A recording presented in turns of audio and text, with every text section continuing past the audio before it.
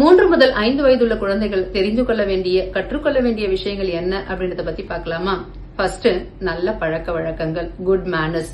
காலையில் எழுந்தவுடன் பல் துலக்குதல், சாப்பிடும் முன்பும் சாப்பிட்ட பின்பும் கைகளை கழுவுதல், சுத்தமாக வைத்துக் கொள்ளுதல், உணவை தானாகவே சாப்பிடுதல், தேவையான அளவு சாப்பிடுறது, வேஸ்ட் பண்ணக்கூடாது, தப்பு செஞ்சா கூட உண்மையதான் பேசணும் அப்படின்ற நல்ல பழக்க வழக்கங்களை பெற்றோர்கள் குழந்தைகளுக்கு கற்றுக் கொடுக்க வேண்டும். கம்யூனிகேட்டிவ் ஸ்கில், பேச்சு திறன். குழந்தைகளுக்கு ஆரம்பத்திலிருந்தே தெளிவாக பேச கற்றுக் கொடுக்கணும். மற்றவர்கள் பேசுறத கவனிக்கணும். குழந்தைகள் தனக்கு தேவையானவற்றை கேட்கும் போது மென்மையாக, அதாவது சாஃப்டா கேட்கணும். எனக்கு தண்ணி வேணும், எனக்கு சாப்பாடு வேணும், எனக்கு ஸ்நாக்ஸ் வேணும் அப்படின்றத டெய்லியுமே குழந்தைகள் மென்மையாக பேச பெற்றோர்கள் குழந்தைகளுக்கு கற்றுக் கொடுக்கணும். ஷேரிங், பகிர்தல். வீட்டில் உள்ள தம்பி, தங்கச்சி, அக்கா, அண்ணா இவங்க கூட தன்னோட டாய்ஸையோ ஃபுட்டையோ இல்ல ஸ்நாக்ஸையோ ஷேர் பண்ண பெற்றோர்கள் குழந்தைகளுக்கு கற்றுக் கொடுக்கணும். அடிப்படை கல்வி, பேசிக் லேர்னிங் அப்படின்னு சொல்லுவோம்.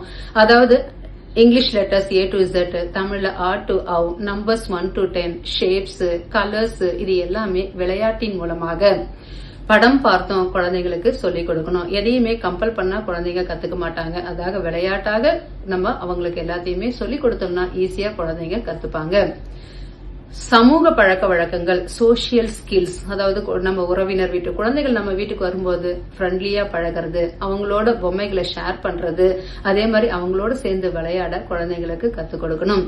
பெரியவங்க கிட்ட எப்படி மரியாதையா நடந்துக்கணும் அப்படின்றத பத்தியும் கத்துக் கொடுக்கணும். கோபம், அழுகை, மகிழ்ச்சி அப்படின்ற உணர்ச்சிகளை குழந்தைங்களுக்கு கட்டுப்படுத்த கற்றுக் கொடுக்கணும். தனக்கு ஏதாவது வேணும்னா குழந்தைங்க என்ன பண்ண உடனே அடம் பிடிப்பாங்க, அழுவாங்க.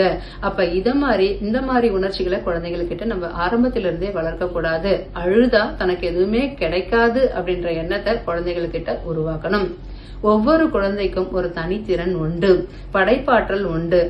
அது ஸ்போர்ட்ஸா இருக்கலாம், இல்ல மியூசிக்கா இருக்கலாம், இல்ல டான்ஸா இருக்கலாம், இல்ல பேச்சா இருக்கலாம். இது எல்லாத்தையும் கண்டறிந்து பெற்றோர்கள் அவங்கள ஊக்குவிக்கணும். விளையாட்டாக தொடங்கும் படைப்பாற்றல் வாழ்க்கையில் சாதனையாளர்களை உருவாக்கும்.